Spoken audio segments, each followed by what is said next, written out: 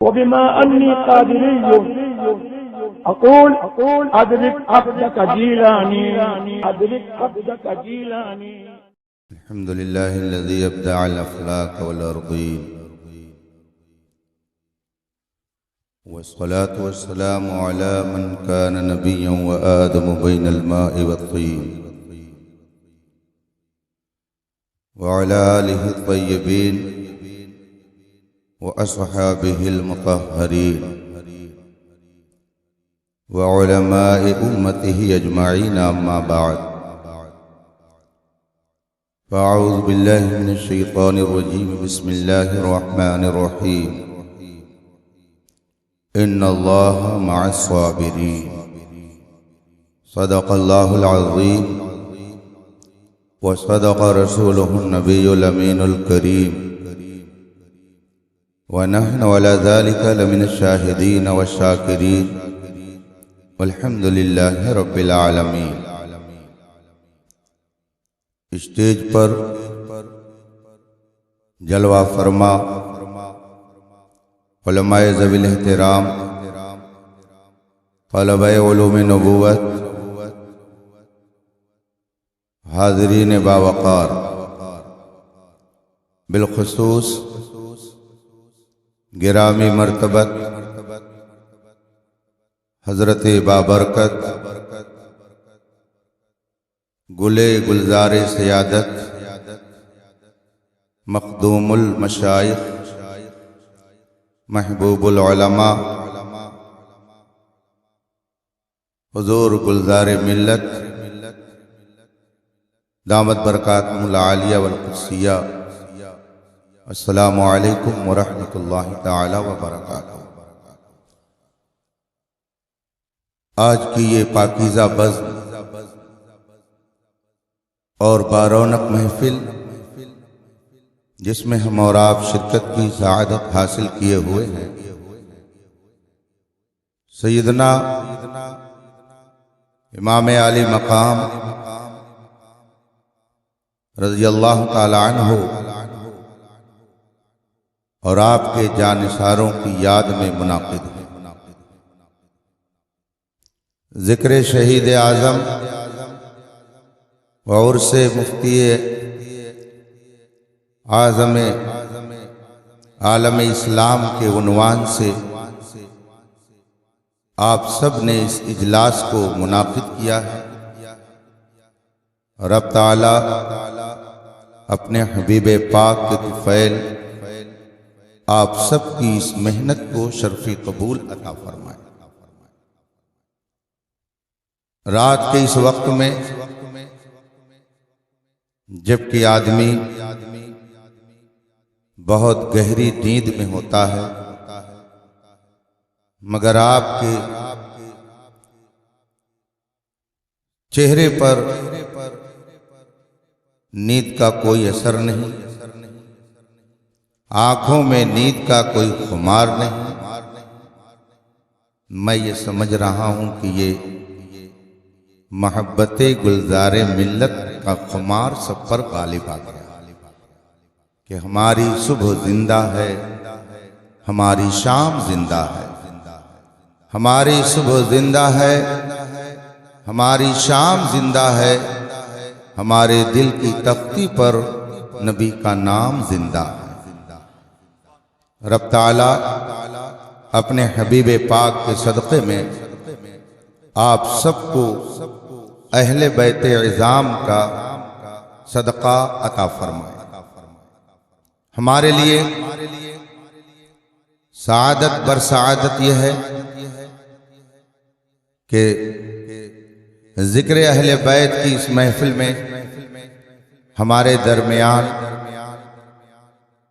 ہندوستان کی وہ عظیم شخصیت جلوہ فرما ہے جس کے دیکھنے سے دلوں کو سکون ملتا، جن کی آمد علاقے میں بہار لے کر آتی ہے، جن کی گھن گرج سے شیطان دور بھاگتا، جن کی پاکیزہ گفتگو سے ایمان اور عقیدے میں تازگی پیدا ہوتی ہے، اور جن کے پاکیزہ اقوال خوشبو کی طرح لوگوں کے دل و دماغ کو معطر کرتے ہیں، اور پھر جو لوگ یہاں سے اپنے علاقے میں جاتے ہیں وہاں جا کر کے وہ کہتے ہیں کہاں کھولے ہیں گیسو یار نے، خوشبو کہاں تک ہے۔ گلزار ملت، یہ گلزار لفظ ہی خوشبو کا پتہ دے رہا ہے، اور آپ حضرات نے اسٹیج کو بھی گلستان بنا رکھا ہے۔ گلستان کے بیچ میں گلدستہ کی شکل میں جو خوشبو بکھیرنے والی ذات ہے وہ آل رسول ہے، جو ہمارے اور آپ کے درمیان جلوہ فرما۔ حضرت کے جلوہ زیبا کی زیارت کریں، وقت بہت ہی مختصر ہے، کل میرے پاس زیادہ سے زیادہ بتانے کے مطابق آدھا گھنٹہ ٹائم ہے، اور میں اسی وقت میں کچھ باتیں عرض کر کے رخصت ہونے کی کوشش کروں گا۔ مگر آئیے سب سے پہلے مصطفیٰ جان رحمت سرور کائنات فخر موجودات علیہ تحیت و ثنا کی بارگاہ ناز میں درود و سلام کا نذران عقیدت پیش کریں اور پڑھیں۔ اللہم صلی علی سیدنا و مولانا محمد معدن الجود والکرم و آلہ کرام اجمعین۔ وقار و عظمت اسلامیہ امام حسین، وقار و عظمت اسلامیہ امام حسین، بہار گلشن ہر دو جہاں امام حسین۔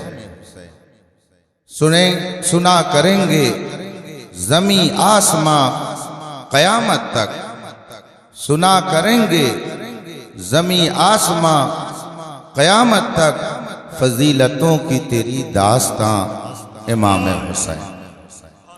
حال میرا کچھ بھی ہو لیکن عقیدہ ہے یہی، حال میرا کچھ بھی ہو لیکن عقیدہ ہے یہی، بخشوائے گی مجھے تیری محبت اے حسین۔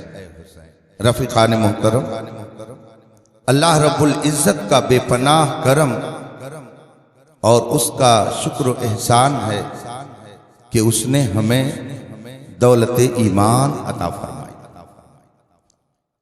رسول پاک صلی اللہ علیہ وآلہ وسلم کی وفادار امت میں پیدا فرمایا، پاکیزہ اسلام عطا کیا، اور زندگی گزارنے کے لیے پاکیزہ دستور بخشا۔ وہ دستور جس کے بارے میں خود اس کا اعلان ہے، لا تبدیل لکلمات اللہ، اللہ کے کلمات میں کوئی تبدیلی نہیں ہو سکتی۔ لا مبدل لکلمات اللہ، اللہ کے کلمات کو کوئی بدل بھی نہیں سکتا۔ جو پاکیزہ کلام، جو بہترین قانون، جو اعلیٰ دستور اللہ تبارک و تعالی نے رسول پاک صلی اللہ علیہ وآلہ وسلم کے ذریعہ ہمیں عطا فرمایا، جب قرآن اس کے بارے میں کہہ چکا کوئی اسے بدل نہیں سکتا ہے، اس میں کوئی تبدیلی نہیں آ سکتی ہے، اب اگر کوئی بدلنے کی کوشش کرے تو خداوند قدوس اس کی حفاظت کے لیے کسی نہ کسی حسین کو ضرور پیدا فرمائے گا۔ یزیدیت کیا ہے اور حسینیت کیا ہے؟ ہم اور آپ 1400 سال سے یہ داستان غم سنتے آ رہے ہیں اور سنتے رہیں گے، لیکن کسی واقعے کے بعد جو نتیجہ نکلتا، کسی واقعے سے جو نصیحت ملتی ہے، ہمیں اس نصیحت کو اپنانا چاہیے، جو اس سے نتیجہ نکلتا ہے اس پہ ہمیں غور کرنا چاہیے۔ میں نے آیت کریمہ تلاوت کی ہے اور اسی حوالے سے تھوڑی دیر آپ سے گفتگو کروں گا، وقت بہت قیمتی ہے۔ قرآن کریم ارشاد فرماتا ہے ان اللہ مع الصابرین، اللہ صبر کرنے والوں کے ساتھ، اللہ صبر کرنے والوں کے ساتھ۔ اور ہم یہ سنتے چلے آ رہے ہیں کہ صبر کا نام زندگی، ظلم کا نام موت ہے، مٹ گئے تم یزید یو زندہ میرا حسین، گویا ہم پیغام دے رہے ہیں کہ امام حسین نے صبر کیا، وہ صابر تھے اور خدا ان کے ساتھ تھا، اس لیے یزیدیت انہیں ختم نہیں کر سکی، بلکہ یزیدیت خود ہی گھٹ گھٹ کر کے مر گئی۔ اور آج بھی اگر کہیں سے کوئی یزیدی آواز آتی ہے تو حسینی آواز فوراً اس کو دبا کر کے ختم کر دیتی ہے۔ آج بھی ہم کہتے ہیں کہ حسین نے صبر کیا۔ یہی بات میری سمجھ میں نہیں آتی۔ ابھی واقعہ کربلا آپ نے بہت ہی سنجیدگی سے سنا، اسی حصے کو تھوڑا سا میں بھی آپ کے سامنے رکھنا چاہتا ہوں، اور آپ سے میں پوچھوں گا، آپ اپنے دل پر ہاتھ رکھ کر کے مجھے بتائیں گے کہ امام حسین رضی اللہ تعالیٰ عنہ نے صبر کیسے کیا، صابر کیسے ہوئے۔ میدان کربلا میں جو واقعات رونما ہوئے، ابھی آپ نے سنا کہ نہر فرات پر جب پہنچے تو اب 400 یزیدیوں کو بغیر جنگ کے تحقیق کر دیا۔ آپ نے ابھی سنا، علماء سے بھی آپ سنتے کہ امام علی مقام رضی اللہ تعالیٰ عنہ جب میدان کربلا میں تشریف فرما ہوئے، اور جب میدان جنگ میں پہنچ رہے ہیں تو یوں ہی نہیں پہنچ رہے ہیں، تاریخ تو آپ نے بارہا علماء سے سنی۔ پہلے آپ نے جنگی اسلحوں سے لیس کیا اپنے آپ، پھر گھوڑے پر سوار ہوئے، ذوالفقار حیدری ہاتھ میں لی، تلوار آپ نے حمائل کی، سر پر جنگی لباس پہنا، جسم پر بھی جنگی لباس، اور پھر میدان کربلا میں جب تشریف لے گئے، یزیدیوں کا سامنا ہوا تو آپ نے فوراً ہی ان سے جنگ نہیں شروع کر دی، بلکہ ان کے سامنے اتمام حجت کے لیے ایک بار فرمایا، یزیدیوں سمجھ لو ابھی وقت ہے، ابھی موقع ہے، یزیدیوں سمجھ لو ابھی تمہارے سامنے ٹائم ہے۔ حسین کسی چیز کو مانگنے کے لیے نہیں گئے تھے، حسین ان کے سامنے کیا مانگتے، حسین ان کو دینے کے لیے گئے۔ حسین نے کربلا میں دیا، اور چلتے چلتے دیا، پیغام دیا، اسلام کی تعلیم کا پیغام دیا، اور اگر جنگ سے پہلے انہیں کے سامنے آپ نے تقریر فرمائی تو گویا انہیں جنت کے راستے کی طرف آنے کا پیغام دیا۔ آؤ اب جہنم میں مت جاؤ، تمہارے سامنے جنت کا رہبر کھڑا ہوا ہے، آؤ تم میرے دامن میں ہو جاؤ، کل رسول پاک کی تمہیں شفاعت مل جائے گی۔ میں تم سے مانگنے کے لیے نہیں آیا ہوں بلکہ تمہیں عطا کرنے کے لیے آیا ہوں، تمہیں جنت کی ضمانت دینے کے لیے آیا ہوں۔ اگر تم میرے قدموں میں آ جاؤ گے تو کل جنت تمہارے قدموں میں رہے گی، تم میرے دامن میں آ جاؤ گے تو جنت کی حوریں تمہارے استقبال کے لیے وہاں کھڑی رہیں گی۔ آؤ تم میری طرف آ جاؤ، تم جانتے ہو نا میں کون ہوں، پوری دنیا میں اس وقت میرے علاوہ کوئی نبی کا نواسہ نہیں ہے، تم جانتے ہو میں کون ہوں۔ نبی کریم نے میرے ہی بارے میں فرمایا ہے کہ حسن و حسین جنتی جوانوں کے سردار ہیں۔ تم اچھی طرح سے جانتے ہو کہ رسول پاک مجھے ہی خوشبو کی طرح سونگھا کرتے تھے۔ یہ ساری باتیں آپ نے ان کے سامنے رکھیں اور فرمایا ابھی سمجھ جاؤ، جنت کا دروازہ کھل جائے گا اگر تم حسین کے قدموں میں آ جاؤ گے۔ لیکن ختم اللہ علی قلوبہم کا جن کے لیے کہیں سے کوئی مجدہ سنا دیا گیا ہو، خبر سنا دی گئی ہو، تو پھر ان کے دل پر یہ باتیں کیسے اثر کر سکتی تھی۔ تقریر ہوئی، میرے آقا امام حسین نے ان کو سمجھایا، آخری دم تک سمجھایا۔ یہیں سے ایک پیغام قیامت تک کے مسلمانوں کے لیے اور رہبروں کے لیے دے دیا گیا کہ کسی بھی معاملے میں فوراً کسی کے اوپر مت چڑھ بیٹھنا، بلکہ آخری وقت تک سمجھانے کی کوشش کرنا۔ آج بہت سارے لوگ اپنے آپ کو رہبر و رہنما بنانے کی کوشش کرتے ہیں، مگر بات سن لی اور اس کے بعد میں اس کے اوپر وار کرنا شروع کر دیا۔ یہ حسینیت نہیں ہے، یہ یزیدیت ہے۔ حسینیت یہ ہے کہ آخری دم تک تم اتمام حجت کرتے رہو اور ان کو راہ راست پر لانے کی کوشش کرتے رہو۔ یا حسین، یا حسین، یا حسین، بنتے ہو وفادار، وفا کر کے دکھاؤ، کہنے کی وفا اور ہے کرنے کی وفا اور حسینی اپنے آپ کو کہلوانا آسان ہے، مگر حسینی کردار اپنانا یہ بہت ہی مشکل کام۔ امام علی مقام نے ان کے سامنے یہ ساری باتیں رکھی اور آخری وقت تک انہیں سمجھایا، آؤ راہ راست پر آ جاؤ، حسینی خیمے میں آ جاؤ، مصطفیٰ جان رحمت کی شفاعت کا تمہیں مژدہ سنا دیا جائے گا، آ جاؤ، مگر نہیں آ سکے، مرضی مولا۔ اس کے بعد ادھر سے آواز آتی ہے، اے حسین، آپ کی اسپیچ سننے کے لیے ہم نہیں آئے ہوئے، یہ تقریر بند کیجئے، ہم اس لیے نہیں آئے ہیں کہ آپ وعظ و نصیحت کریں، یا تو یزید کو اپنا خلیفۃ المسلمین مانیں اور یا تو جنگ کے لیے تیار ہو جائیں۔ امام حسین نے فرمایا، میں تو پہلے ہی یہ جانتا تھا کہ تمہاری طرف سے یہی جواب آئے گا، مگر میں نے اتمام حجت کے طور پر اپنی بات کہی ہے، اب آؤ تم میدان میں آؤ جسے آنا ہو۔ اب ادھر یزیدی خیمے میں دیکھا جا رہا ہے، کون ہے جو حسین کے مقابل میں جاتا ہے، کون ہے جو ان سے مقابلہ آرائی کرتا ہے، کون ہے جو ان کے سامنے جا کر کے تلوار کھینچتا ہے، کون ہے جو ان کے اوپر نیزہ چلاتا ہے۔ تاریخ میں آپ نے پڑھا ہوگا کہ سب سے پہلا جو پہلوان میدانی جنگ میں اترا ہے وہ ملک شام کا نامی گرامی پہلوان تمیم ابن قحطبہ تھا۔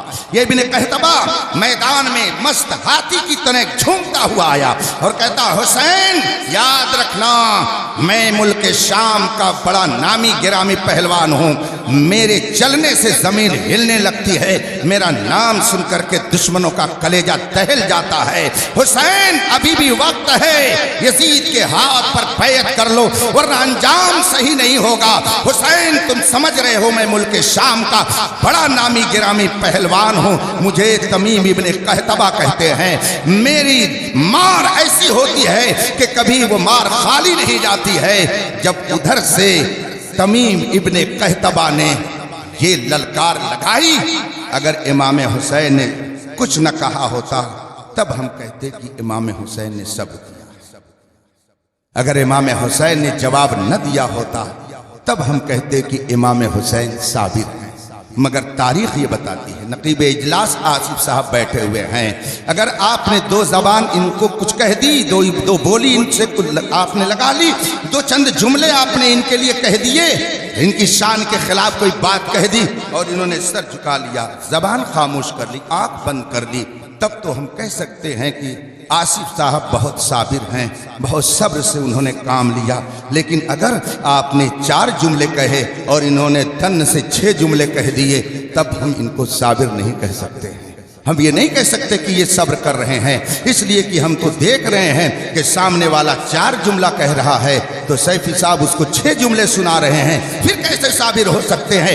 امام علی مقام کے سامنے جب ابن قحطبہ آیا اور آنے کے بعد اس نے اپنے انداز میں للکارا، تاریخ یہ بتاتی ہے، تاریخ کے اوراق میں یہ الفاظ بھی موجود ہیں، کم و بیش اسی طریقے کی باتیں بے شمار مورخین نے لکھی ہے کہ جب تمیم ابن قحطبہ نے آ کر کے میدان میں للکارا اور اپنی گفتگو ختم کر چکا، امام حسین نے فرمایا، اے ابن قحطبہ سن، اگر تو ملک شام کا نامی گرامی پہلوان ہے تو تجھے معلوم ہے کہ تیرے مقابل میں کون ہے، یہ کوئی بزدل نہیں ہے، سن یہ وہ حسین ہے جس کی رگوں میں فاتح خیبر کا خون گردش کر رہا ہے۔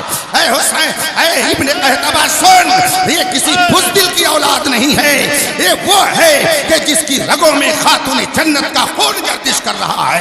میرے دادا ابو طالب ہیں، میرے باپ علی ہیں اور میری ماں فاطمہ الزہرا ہے، میرے بھائی حسن ہیں، ان میں سے کوئی بزدل نہیں تھا۔ تم مجھے اپنی پہلوانی کا زور مت دکھاؤ، میدان میں آؤ، پتہ چلے گا کہ طاقتور کون ہے اور کمزور۔ یہ تاریخ ہے نا، تو ادھر سے اگر للکار تو ادھر سے بھی للکار، پھر کیسے صبر کیا ہے، کیسے صابر ہو گئے؟ پھر امام علی مقام نے جب اسے للکارا، فرمایا آؤ میدان میں، تمہارے سامنے کوئی بزدل نہیں ہے، حیدر کرار کا خون اس کی رگوں میں دوڑ رہا ہے، میدان میں آؤ۔ ابن قحطبہ نے آتے ہی تلوار چلائی، امام حسین اگر سر جھکا دیتے، خاموشی سے اس کے وار کو قبول کر لیتے، تب ہم کہتے کہ امام حسین نے صبر کیا. مگر تاریخ کیا کہہ رہا ہے؟ ابن قحطبہ جو ہی تلوار چلاتا ہے امام علی مقام نے اس کے وار کو بچایا اور فوراً ہی اپنی طرف سے آپ نے وار کر دیا. اور جو ہی آپ نے وار کیا تو تاریخ یہ بتاتی ہے کہ وہ گاجر اور مولی کی طرح دو ٹکڑے ہو کر کے اپنے گھوڑے سے زمین پر آ جاتا. تمیم ابن قحطبہ امام علی مقام کے ایک ہی وار سے زمین کا ڈھیر ہو جاتا ہے. آیا تھا جنگ کرنے کے لیے، قتل کرنے کے لیے، مگر امام علی مقام نے وہ شجاعت و بہادری دکھائی کہ ایک وار میں اس کا کام تمام کر دیا اور اسے فنار کر دیا. اس کے باوجود آپ کہتے ہیں کہ امام حسین نے صبر. یہ کون سا صبر؟ ہماری سمجھ میں تو بات نہیں ہے.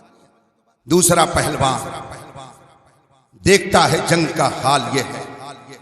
لوگوں نے کہا آپ جاؤ، کوئی جانے کے لیے نہیں تیار. سوچ رہے ہیں 3 دن کا بھوکا، 3 دن کا پیاسا، اور حال یہ ہے کہ ملک شام کے نامی گرامی پہلوان کو چند منٹوں میں اس نے کیفر کردار تک پہنچا دیا. سوچنے پر وہ مجبور ہو گئے کہ اگر ہم نے پانی نہ بند کیا ہوتا تو یہ 22,000 لشکر جرار یہ ان کے نزدیک تو چونٹیوں سے بھی کم طاقت رکھنے والا ہوتا. وہ سوچ رہے ہیں اب میدان میں کون جائے گا، کون ہے جو مقابلہ کرے گا.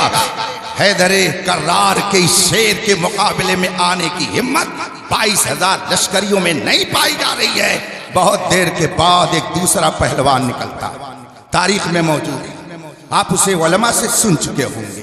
اس کا نام کیا ہے؟ یزید ابطحی.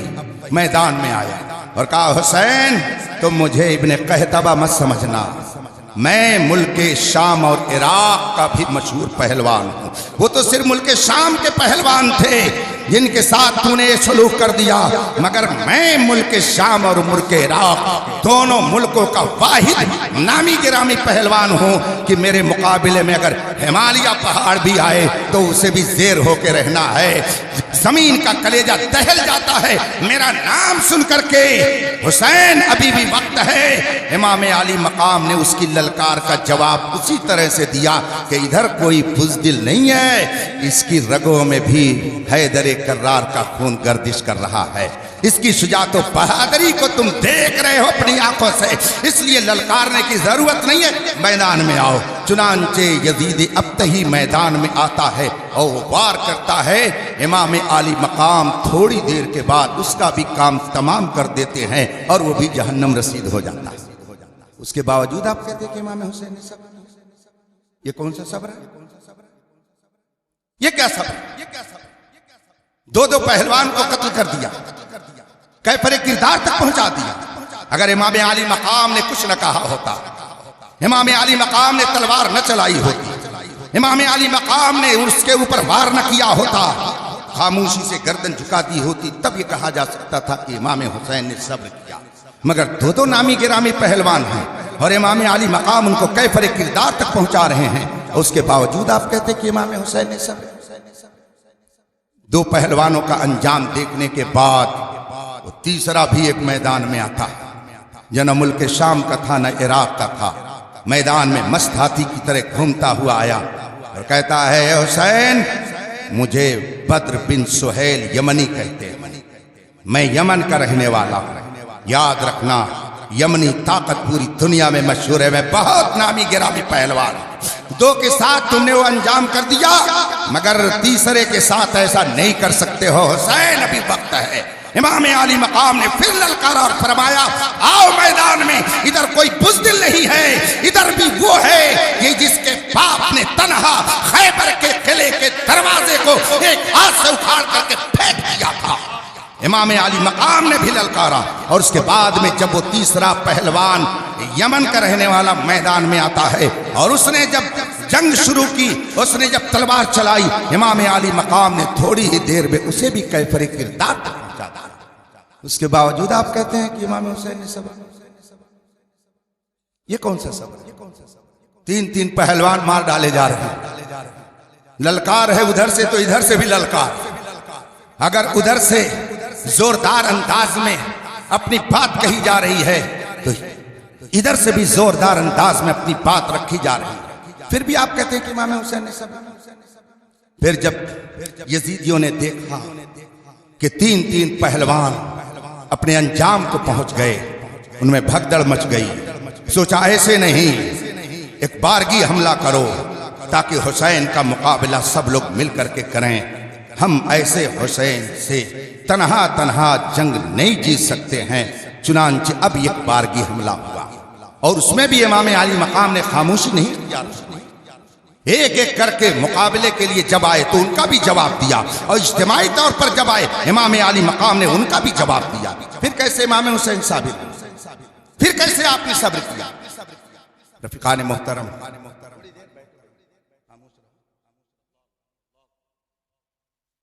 جب نقیب اجلاس کی اتنی شاندار گفتگو آپ نہیں سمجھ سکتے ہیں تو میری بات جو ٹیڑھی میڑھی ہوتی ہے وہ کیسے سمجھ پائیں گے؟ میں بڑی ذمہ داری سے یہ بات عرض کرتا ہوں کہ اگر صبر کا یہی معنی ہے کہ کوئی کچھ کہے اور جواب نہ دیا جائے، کوئی ایک تماچا مار دے اسے کچھ نہ کہا جائے، آپ کے رخسار پر کوئی ایک ہاتھ رکھ دے آپ دوسرا بھی پیش کر دے، تب صبر کہلائے گا۔ تو میدان کربلا میں یہ صبر تو ہمیں نہیں دکھتا۔ میدان کربلا میں اس معنی کر کے صابر تو نہیں دکھے جا رہے ہیں، اس کے باوجود آپ کہتے ہیں کہ امام حسین نے صبر کیا۔ کیسے صبر کیا بتائیے میرے بھائیوں؟ میں آپ سے عرض کرتا ہوں، بلا شبہ امام حسین صابر، اس میں کوئی شک نہیں، ہم اس کا انکار نہیں کر سکتے، بلکہ امام حسین جیسا صبر اگر آج آپ لوگوں کے دل میں آ جائے تو جتنی یہ یزیدیت ہے سب ختم ہو جائے۔ صبر کیا ہے؟ امام علی مقام نے صبر کیا، اس میں کوئی شک نہیں، مگر صبر کا جو معنی آپ لے کر کے کہتے ہو کہ امام حسین نے صبر کیا، کہہ تو دیتے ہیں آپ کہ جشن امام حسین، انتقال اور شہادت کے دن آپ جشن مناتے ہیں، ذرا اپنے باپ دادا کے انتقال کے دن جشن منائیے تو ابھی آصف صاحب کتنی باتیں آپ کو سنائیں گے، آپ خود سمجھ جائیں گے۔ مگر آپ کا عجب حال ہے، امام حسین کی شہادت کا دن ہے اور آپ کہتے ہیں جشن شہید اعظم۔ امام حسین میدان کربلا میں بڑے بڑے بہادروں کو تحت دیکھ فرما رہے ہیں اور آپ کہہ رہے ہیں کہ امام حسین صابر ہیں۔ اگر کوئی آپ سے پوچھ لے تو آپ کیا جواب دیں گے؟ اگر کوئی آپ سے یہ سوال کر لے تو آپ اس کو کیسے مطمئن کریں گے؟ میرے بھائیو، یہ دور پڑھنے پڑھانے کا دور، اندھی تقلید کا دور نہیں ہے۔ تھوڑی روشنی میں آئی، ورنہ آپ کا عقیدہ برباد ہو جائے۔ نہ جانے کتنے لوگوں نے اپنے عقیدے کو برباد کر دیا، کوئی محبت میں برباد کر رہا ہے، کوئی نفرت میں برباد کر رہا ہے، ہر طرح کے لوگ پائے جاتے ہیں۔ اسی لیے تو امام احمد رضا نے فرمایا تھا، سونا جنگل رات دھیری، چھائی بدلی کالی ہے، سونے والوں جاگتے رہیو، چوروں کی رکھوالی ہے۔ کہیں ایسا نہ ہو کہ کہیں پر نفرت تمہارے اندر اتنی بڑھ جائے کہ تم گڈھے میں چلے جاؤ، اور کہیں ایسا نہ ہو کہ محبت کا دم بھرتے بھرتے تم جہنم کے شعلے میں چلنے لگو۔ دونوں کے درمیان رہنا، نہ ایسی بات تمہاری زبان پر آئے کہ جس سے اہل بیت یا صحابہ کی نفرت ظاہر ہوتی ہو، اور نہ اس طرح کی بات کہنا کہ تم ان کی محبت میں اس قدر آگے بڑھ جاؤ کہ تم اس محبت کی بنیاد پر کہیں اور چلے جاؤ۔ آپ نے ملا جیون رحمت اللہ علیہ کا نام سنا ہے کہ نہیں سنا؟ سنا ہے آپ نے؟ یہ ملا جیون کون تھے جانتے ہیں؟ ان کو معلوم ہے؟ صبح یوم آزادی ہے، صبح یوم آزادی ہے 15 اگست، مگر ان سے پوچھ لیا جائے کہ وہ کون عمائدین اہل سنت تھے کہ جنہوں نے جنگ آزادی میں مجاہدانہ کردار ادا کیا، یہ نہیں بتا پائے، ان کو نہیں معلوم، چونکہ یہ سنی سنائی باتوں کو ہی یا تو پھر یوٹیوب اور واٹس ایپ کے ذریعہ ہی سن کر کے اور پڑھ کر کے اسی کو سب کچھ سمجھتے۔ ملا جیمن رحمت اللہ تعالی علیہ حضرت سیدنا اورنگزیب عالمگیر علیہ رحمت و رضوان کے استاد محترم کا نام۔ ملا جیمن رحمت اللہ علیہ امیٹھی جو لکھنؤ ضلع میں ہے وہاں ان کا مزار مبارک ہے۔ ان کی بڑی عظیم کتاب ہے، اس کا نام ہے نور الانوار، جو درس نظامی میں پڑھائی جاتی ہے۔ طلبہ کو پڑھا کر کے عالم بنانے کی کوشش کی جاتی ہے۔ اس کتاب میں وہ لکھتے ہیں کہ الحمدللہ عقائد اہل سنت وہ ہیں کہ جو افراط اور تفریط دونوں کے درمیان ہیں، نہ یہاں رافضیت پائی جاتی ہے نہ یہاں خارجیت پائی جاتی ہے۔ اعتدال کی منزل اگر کسی کے پاس ہے تو وہ اہل سنت و جماعت کے پاس ہے۔ اس کی ترجمانی کرتے ہوئے امام احمد رضا نے فرمایا اہل سنت کا ہے بیڑا پار، اصحاب حضور نجم ہیں اور ناؤ ہے اطرت رسول اللہ کی۔ یہ وہ درمیانی راستہ ہے کہ جس پر چل کر کے آدمی سچا حسینی کہلانے کا حقدار ہے۔ بات میری سمجھ رہے ہیں کہ نہیں سمجھ رہے؟ کہیں ایسا نہ ہو کہ محبت اہل بیت میں آپ اس طرح سے کھو جائیں کہ صحابہ کی عظمت کا دامن ہی آپ سے چھوٹ جائے۔ کہیں ایسا نہ ہو کہ آپ عداوت اہل بیت میں اس طرح سے کھو جائیں کہ جہنم کا ایندھن بنا دیے جائیں۔ بہت ہی نازک مقام ہے یہ، اس لیے اس کا خیال رکھنا ہر سنی کی ذمہ داری۔ میں نے اپنے بزرگوں سے اپنے علماء سے سنا ہے کہ جب ذکر شہادت کی محفل منعقد کی جائے تو وہاں پر کچھ دیر صحابہ کا ذکر کر دیا جائے تاکہ پتہ چل جائے کہ ہم رافضی نہیں ہیں، ہم اہل سنت و جماعت ہیں۔ ہمارے ہاتھوں میں اہل بیت کی محبت کا بھی دامن ہے اور صحابہ کی عظمت کا دامن بھی اللہ نے ہمارے ہاتھوں میں عطا فرمایا۔ ہم یزید کو بہت برا کہتے ہیں، فاسق تھا، فاجر تھا، بد کردار تھا، شرابی تھا، زانی تھا، جو کچھ کہہ لیجئے۔ بلکہ لوگ کہتے ہیں، ہم کیا بچے بچے کہتے ہیں یزید پلید مردہ باد، یزید پلید مردہ باد، حسین زندہ باد، بچے بچے کہتے ہیں۔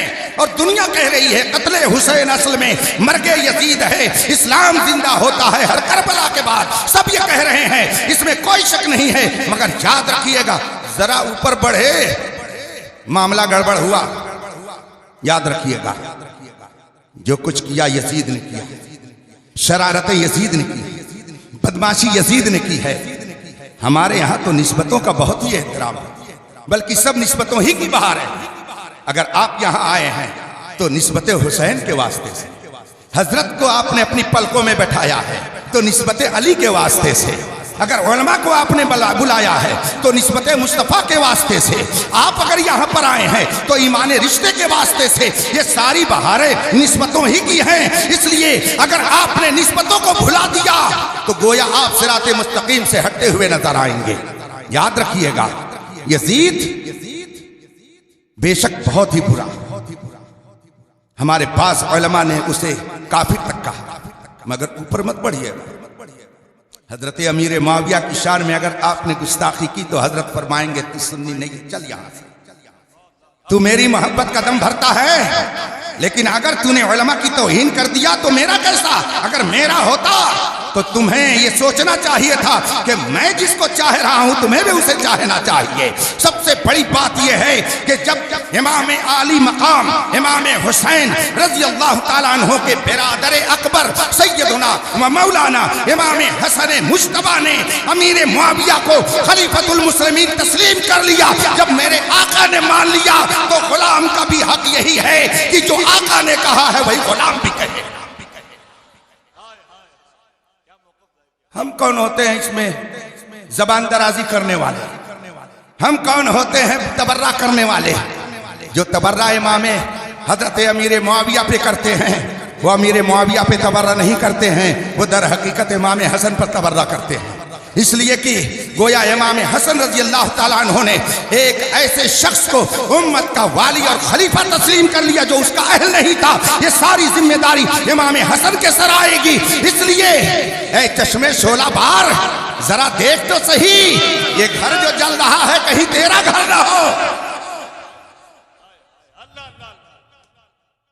میرے آقا سرور کونین صلی اللہ علیہ وسلم ارشاد فرماتے ہیں اذا ذکر اصحابی فامسک، جب میرے صحابہ کا ذکر کیا جائے تو زبان کو سنبھال کر کے نکالا، زبان کو بہت احتیاط سے نکالا۔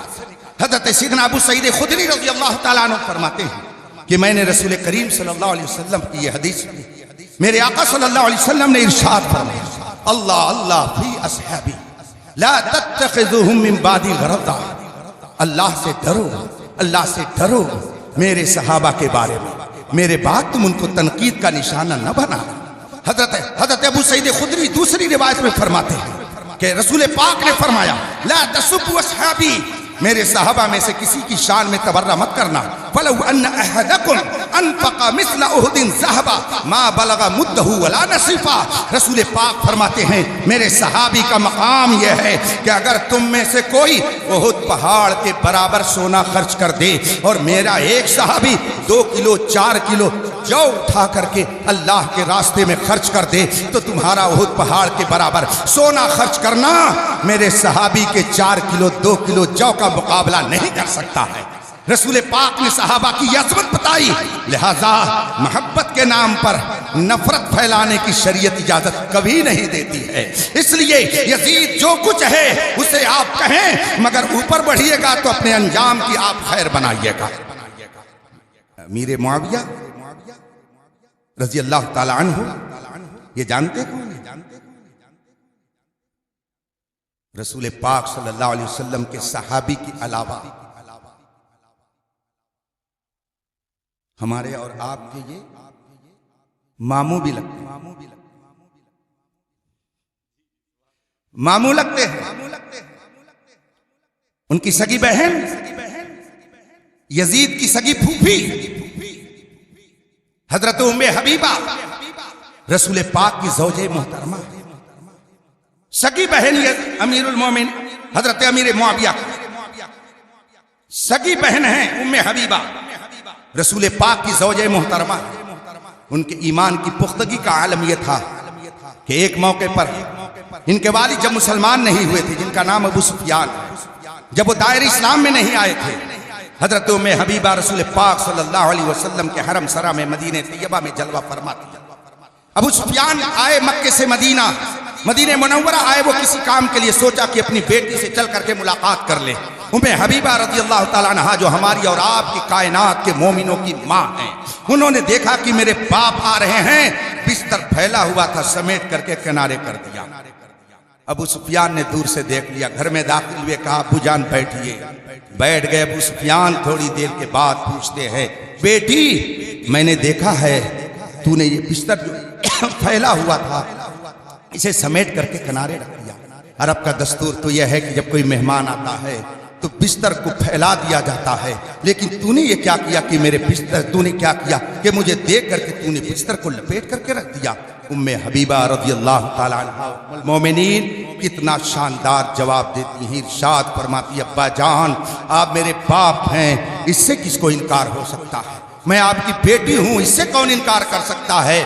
مگر میں نے یہ دیکھا کہ آپ آ رہے ہیں، کہیں ایسا نہ ہو کہ اس بستر پر آپ بیٹھ جائیں۔ یہ بستر وہ ہے جس پر میرے مصطفیٰ آرام فرماتے ہیں، یہ بستر وہ ہے جس پر میرے آقا تشریف فرما ہوتے ہیں، اور آپ کفر کی گندگی لے کر کے آئے ہو، ابھی اس لائق نہیں ہو کہ اس بستر پر بیٹھ سکو۔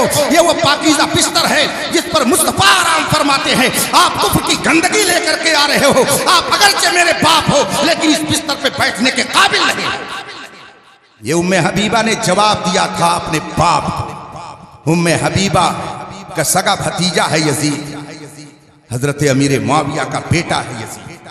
حضرت امیر معاویہ اگر آپ کے ماموں تو یزید آپ کا ماموزاد بھائی ہے، ماموزاد بھائی ہے، مگر 1400 سال ہو گئے آپ اس رشتے کا لحاظ نہیں کرتے، اس رشتے کو نہیں دیکھتے کہ میرے ماموں کا لڑکا ہے۔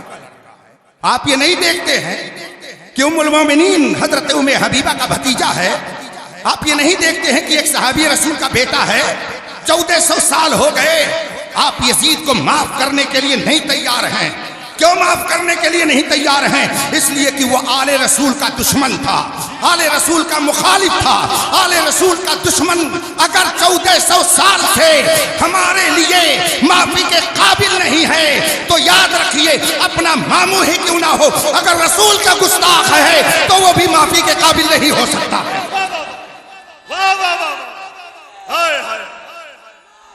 اللہ اکبر، اللہ اللہ اللہ۔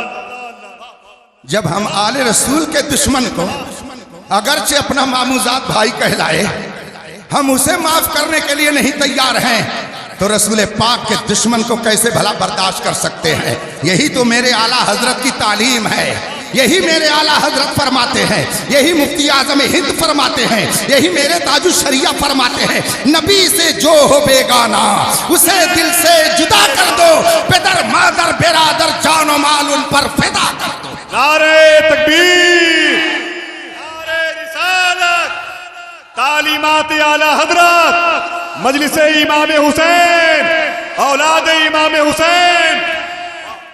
رفیقان محترم، میرا وقت ختم ہوا، بلکہ 5-6 منٹ زیادہ ہو گیا۔ آپ کو اس کا جواب دینا پڑے گا کہ امام حسین نے 3 بہادر کو قتل کر دیا، 3 بہادروں کو تحت دیکھ کر دیا، اس کے باوجود آپ کہتے ہیں کہ امام حسین نے صبر کیا۔ کیسے صبر کیا امام حسین نے؟ اس کا جواب تو آپ کو دینا پڑے گا۔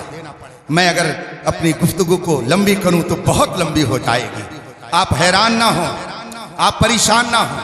ہمارے علماء نے جو آپ کو سکھایا ہے وہ بہت سوچ سمجھ کر کے سکھایا ہے۔ دیوانے کو تحقیر کی نظروں سے نہ دیکھو، دیوانہ بہت سوچ کے دیوانہ بنا ہے۔ اگر ہم جشن حسین مناتے ہیں تو اس کی دلیل بھی رکھتے ہیں، اگر ہم جشن شہید اعظم کرتے ہیں تو اس کا پروف بھی رکھتے ہیں، اس کا معنی بھی سمجھتے ہیں، اور اگر ہم یہ کہتے ہیں کہ امام حسین صابر تھے تو یقیناً ہم سمجھتے ہیں کہ امام حسین کیسے صابر تھے۔ یہ اور بات ہے کہ آپ نہ سمجھے اور نہ سمجھی میں کہیں اور چلے جائیں، مگر کربلا کا جو پیغام ہے وہ پوری دنیا کے لوگوں کو صبر ہی کا پیغام دیتا ہے۔ میں اپنی بات کو بہت مختصر کر کے، حضرت اگر اجازت دے 2-4 گفتگو ختم کر کے فوراً آخری بات سن لیجیے تاکہ آپ کو خلجان نہ ہو۔ علماء تو آپ کو بتا ہی دیں گے، جو علماء تشریف فرما ہوتے ہیں اسٹیج پر، یہ آپ کے حوصلہ افزائی کے لیے ہوتے ہیں۔ یہ تو سب پڑھتے اور پڑھاتے رہتے ہیں، آپ کو سناتے رہتے ہیں، آپ انہی کے ذریعہ جانتے ہیں۔ یاد رکھیے، صبر کا 2 معنی ہوتا ہے، صبر کا 2 معنی ہوتا ہے۔ ایک وہ معنی جو آپ سمجھتے ہیں کہ کوئی کچھ کہہ دے اور نہ جواب دیا جائے، کوئی کچھ بول دے خاموشی اختیار کی جائے، یہ بھی صبر ہے۔ لیکن امام عالی مقام رضی اللہ تعالیٰ عنہ صبر کے دونوں معنی کے جامع تھے۔ امام عالی مقام کی شان یہ تھی کہ اگر ان کی ذات کے تعلق سے کوئی مسئلہ ہوتا تو کچھ نہیں کہتے، اگر آپ کی ذات پر کوئی کچھ تبرہ کرتا تو آپ کچھ نہیں بولتے تھے، اگر آپ کی نجی بات کوئی آ جاتی تو امام حسین کچھ نہیں کہتے تھے۔ چنانچہ واقعہ موجود ہے کہ ایک مرتبہ حضرت امام عالی مقام رضی اللہ تعالیٰ عنہ کے یہاں کوئی معزز مہمان آ گیا، آپ نے فرمایا شاندار کھانے کا اہتمام کیا جائے۔ کھانے کا اہتمام کر دیا گیا، دسترخوان لگا، میرے امام دسترخوان پہ جلوہ فرما ہے، ساتھ میں وہ مہمان بھی موجود ہے۔ خادم کو حکم ہوا، غلام کو حکم ہوا کہ جاؤ اندر سے کھانا لے کر کے آؤ۔ وہ تشتری میں سالن لے کر کے آ رہا تھا، باہر آیا، اس کا ہاتھ ہلا، اتفاق سے سالن گر گیا، اور گرا تو امام عالی مقام کے کپڑے پر گر گیا۔ اگر آج کوئی شاگرد ہو اور استاذ کے اوپر سالن گرا دے مہمانوں کی موجودگی میں تو ٹمپریچر کتنا ہائی ہو جائے گا۔ ایک ہی سانس میں نہ جانے کتنے شاندار جملے ادا کر دیے جائیں گے کہ تمہیں تمیز نہیں ہے، تم بدو ہو اور کیا کیا ہو۔ میں حضرت کے سامنے ان کو نہیں عرض کرنا چاہتا، لیکن اگر شاگرد نے استاذ کے اوپر کہیں پانی ہی گرا دیا، شوربہ تو دور کی بات ہے، تو نہ جانے کتنی باتیں وہ سننے کے لیے بیچارہ کھڑا رہتا ہے۔ اسی طریقے سے اگر آپ کا نوکر ہو، آپ کا ملازم ہو اور آپ کے ساتھ ایسی حرکت کر دے تو آپ چھلال میں آ جائیں گے اور نہ جانے کتنے صلوات اس کو سنا ڈالیں گے۔ مگر امام عالی مقام رضی اللہ تعالیٰ عنہ نے دیکھا کہ سالن اوپر گر گیا، اس کی طرف ایسے ہی نظر فرمائی۔ غلام کہتا حضور اللہ نے قرآن میں ارشاد فرمایا ہے وَالْكَاذِبِينَ الْغَيْظَ، اچھے لوگ وہ ہیں جو غصہ پی لیا کرتے ہیں۔ میرے امام نے جب اس کی زبان سے یہ آیت کریمہ سنی فرمایا چل میں نے غصہ پی لیا، غصہ پی لیا۔ جب اس نے دیکھا دریائے کرم جوش میں ہے تو کہتا حضور اللہ نے قرآن میں ارشاد فرمایا ہے وَالْعَافِينَ عَنِ النَّاسِ، اچھے لوگ تو وہی ہیں نا کہ جو لوگوں کو معاف کر دیتے ہیں۔ اس نے جب یہ کہا امام عالی مقام نے فرمایا چل میں نے غصہ پی بھی لیا اور تجھے معاف بھی کر دیا۔ جب اس نے دیکھا دریائے کرم جوش میں ہے، کہتا ہے اللہ قرآن میں ارشاد فرماتا ہے واللہ یحب المحسنین، اللہ احسان کرنے والوں کو پسند کرتا ہے۔ امام عالی مقام نے فرمایا چل میں نے تجھے آزاد کر دیا۔ آتا ہے فقیروں پہ انہیں پیار کچھ ایسا خود بھیک دے اور خود کہے مگتے کا بدلہ ہو۔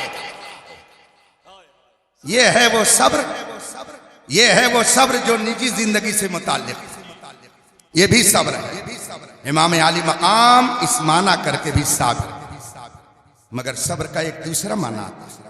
میرے آقا صلی اللہ علیہ وسلم نے ارشاد فرمایا لا تتمنوا لقاء عدوکم، اپنے دشمن سے مٹ بھیڑ کی تمنا نہ کرو۔ یہ نہ کہو آ جائے ابھی دیکھو میں یہ کروں گا، آ جائے مخالف ابھی دیکھیں میں یہ کر دوں گا۔ لا تتمنوا لقاء عدوکم، اپنے دشمن سے مٹ بھیڑ کی تمنا نہ کرو، خواہش نہ کرو۔ لیکن میرے آقا ارشاد فرماتے ہیں فَإِذَا لَقِيتُمُوهُمْ، لیکن اگر کہیں مخالف سے تمہارا مقابلہ ہو جائے، حق اور باطل کی بات آ جائے، تم سچائی پر ہو، تمہارا دشمن غلطی پر ہے، تم حق پر ہو وہ ناحق ہے، تم ایمان پر ہو وہ کفر پر ہے، تم دین پر ہو وہ بے دینی پر ہے، تم حق پر ہو وہ گمراہی پر ہے، اگر ایسا مقابلہ ہو تو فَإِذَا لَقِيتُمُوهُمْ، رسول پاک فرماتے ہیں جب کہیں منہ بھیڑ ہو جائے تو پیچھے مت ہٹنا، جان کی پرواہ نہ کرنا، اولاد کا تصور مت لانا، فَاصْبِرُوا، اپنی جگہ پر جم جاؤ، اپنی جگہ پر اٹل ہو جاؤ، ثابت قدمی دکھاؤ۔ اگر تم ثابت قدم رہو گے باطل تمہارے مقابلے میں آئے گا، خود ہی چکنا چور ہو جائے گا۔ اگر تم حق پر رہو گے دشمن تمہارے اوپر تیر چلائے گا، اگرچہ تم تیر کھا کر کے دنیا سے چلے جاؤ گے، مگر لا تقولوا لمن يقتل فی سبیل اللہ اموات کا مزدہ تمہارے لیے سنایا جائے گا۔ اگر دشمن تمہارے مقابل میں آئے تم حقانیت پر اتنی مضبوطی سے قائم رہو کہ دشمن خود تباہ ہو جائے، مگر تم اپنی جگہ سے ہٹو نہیں، حق پر قائم رہو۔ اگر تم حق پر قائم رہو گے تو دنیا کی کوئی طاقت تمہاری مدد کرے یا نہ کرے، ان اللہ مع الصابرین۔ بات سمجھ میں آ رہی ہے؟ کچھ سمجھ میں بات آئی؟ صابرین کی ایک مقدس جماعت، امام احمد بن حنبل بادشاہ وقت کے مقابل میں کھڑے ہو گئے۔ اس نے کہا میرا عقیدہ ایسا ہے۔ امام احمد بن حنبل نے کہا یہ عقیدہ غلط ہے۔ کہا اے امام احمد بن حنبل کوڑے کھاؤ گے؟ کوئی بات نہیں، بہت ذلیل کیے جاؤ گے، کوئی بات نہیں ہے۔ ایک دن ایسا بھی ہوا کہ خلیفہ وقت نے اپنے دربار میں امام احمد بن حنبل کے بارے میں حکم دے دیا کہ ان کے جسم سے کپڑے اتارے جائیں اور ان کو کوڑے لگائے جائیں۔ حق بات کہنے کی وجہ سے، حق بات پر جمے رہنے کی وجہ سے امام احمد بن حنبل نے فرمایا ٹھیک ہے کوڑے لگے کوئی بات نہیں ہے، جلاد اگر مارے تو کوئی بات نہیں ہے، یہ ذلت مجھے گوارا ہے مگر میدان محشر کی ذلت مجھے گوارا نہیں ہے۔ کوٹ میں اس کے دربار میں آپ کے کرتے کو اتار دیا گیا اور ہاتھ کو پیچھے ایسی ہی باندھ دیا گیا، آپ صرف پاجامہ پہنے ہوئے تھے۔ جلاد نے آپ کے اوپر کوڑا لگانا شروع کیا اور جو ہی اس نے دو چار کوڑے مارے حضرت سیدنا امام احمد ابن حنبل کی سانس ذرا اونچی ہوئی، تیز ہوئی اور اتفاق سے ازار بند جو تھا یہ بند کھول ٹوٹ گیا۔ بند ٹوٹا، پائجامہ نیچے کی طرف سرکنے لگا۔ امام احمد بن حنبل کا ہاتھ بندھا ہوا ہے، پائجامہ اگر نیچے جاتا ہے تو بے ستری ہوگی، پائجامہ اگر نیچے جاتا ہے تو سطر کھل جائے گی۔ امام احمد بن حنبل کا ہاتھ بندھا ہوا ہے اور کوڑے لگ رہے ہیں اور پائجامہ نیچے کی طرف تھوڑا کھسکا۔ امام احمد بن حنبل کو ڈر ہوا کہیں ایسا نہ ہو کہ میری بھرے دربار میں بے ستری ہو جائے۔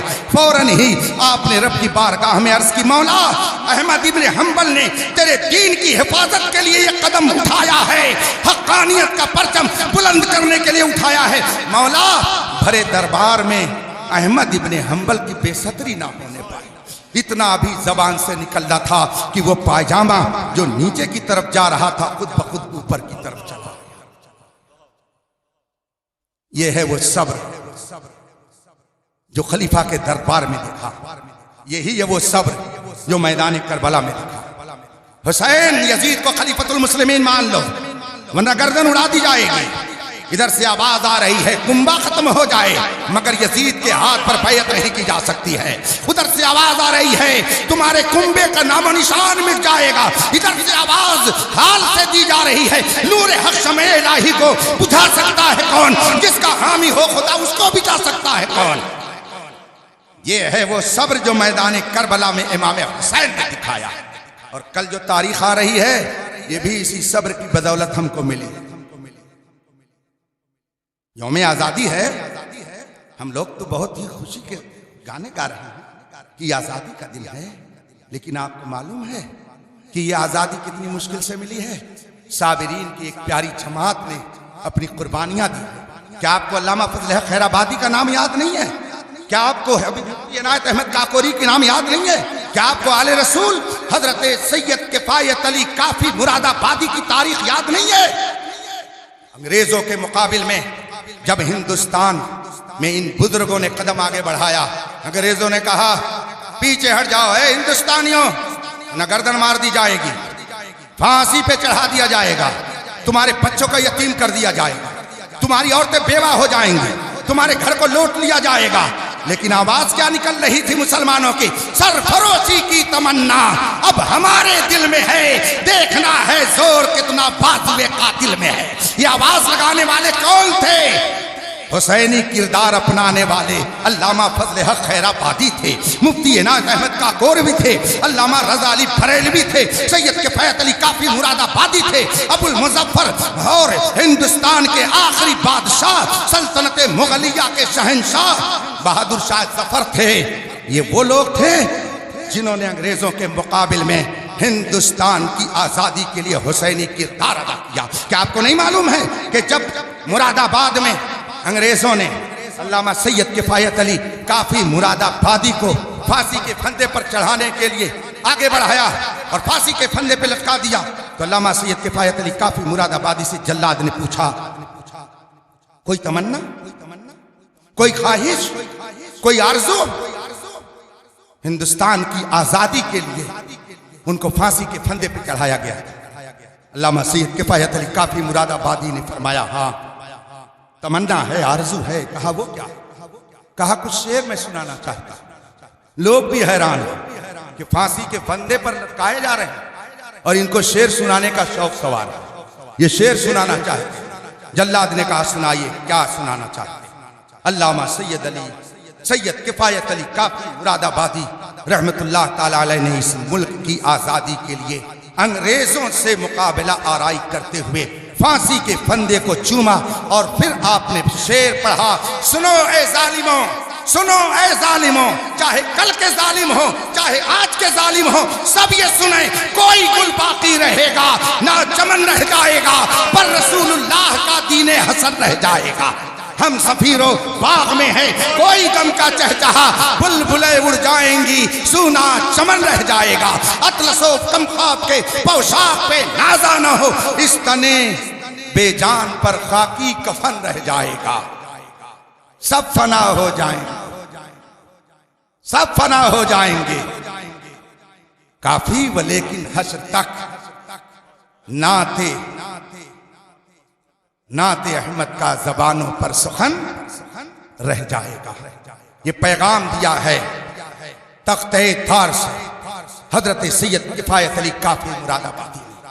یہ وہ صابرین کی جماعت ہے کہ جن کے ساتھ کوئی رہے یا نہ رہے، اللہ کی مدد ان کے ساتھ۔ آپ جس ماحول میں زندگی گزار رہے ہیں، واقعہ کربلا سے سبق سیکھیں۔ مشکلات میں مسکرانا امام حسین سے سیکھیں، میدان کربلا میں دین کے لیے مصیبت سہ لینا امام حسین سے سیکھیں، تلواریں چل رہی ہوں اس میں بھی سجدہ شکر ادا کرنا امام حسین سے سیکھیے، کنبے کو اسلام کے نام پر لٹا دینا اس امام حسین سے سیکھیے۔ حسین زندگی ہے، یزیدیت موت ہے۔ اگر آپ زندہ رہنا چاہتے ہیں پکے حسینی بن کے رہیے، یہاں بھی زندگی ملے گی، وہاں بھی زندگی ملے گی۔ وآخر دعوانا